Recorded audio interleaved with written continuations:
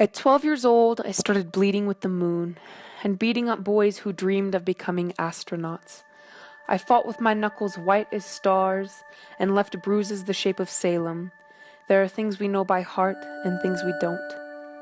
At 13, my friend Jen tried to teach me how to blow rings of smoke. I'd watch the nicotine rising from her lips like halos, but I could never make dying beautiful.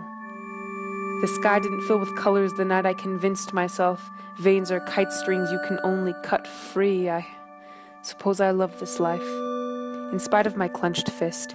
I open my palm and my lifelines look like branches from an aspen tree, and there are songbirds perched on the tips of my fingers. And I wonder if Beethoven held his breath the first time his fingers touched the keys, the same way a soldier holds his breath the first time his finger clicks the trigger. We all have different reasons for forgetting to breathe.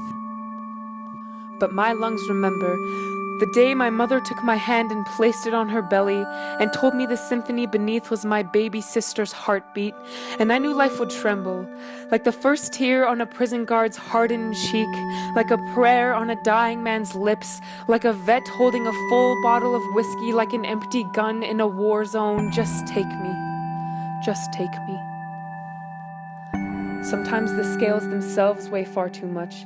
The heaviness of forever balancing blue sky with red blood.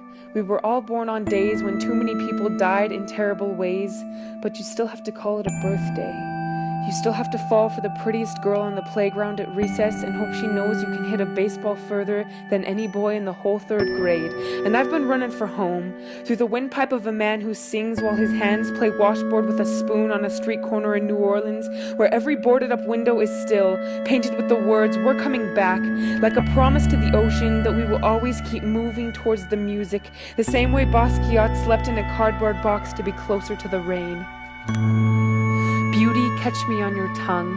Thunder, clap us open. The pupils in our eyes were not born to hide beneath their desks. Tonight lay us down to rest in the Arizona desert.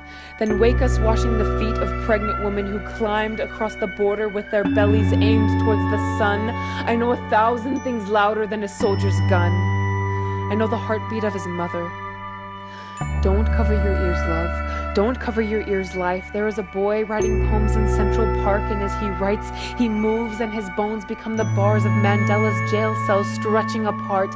And there are men playing chess in the December cold who can't tell if the breath rising from the board is their opponent's or their own. And there's a woman on the stairwell of the subway swearing she can hear Niagara Falls from her rooftop in Brooklyn. And I'm remembering how Niagara Falls is a city overrun with strip malls and traffic and vendors and one incredibly brave river that makes it all worth it. I know this world is far from perfect. I'm not the type to mistake a streetlight for the moon. I know our wounds are as deep as the Atlantic, but every ocean has a shoreline, and every shoreline has a tide that is constantly returning to wake the songbirds in our hands, to wake the music in our bones, to place one fearless kiss on the mouth of that brave river that has to run through the center of our hearts to find its way home.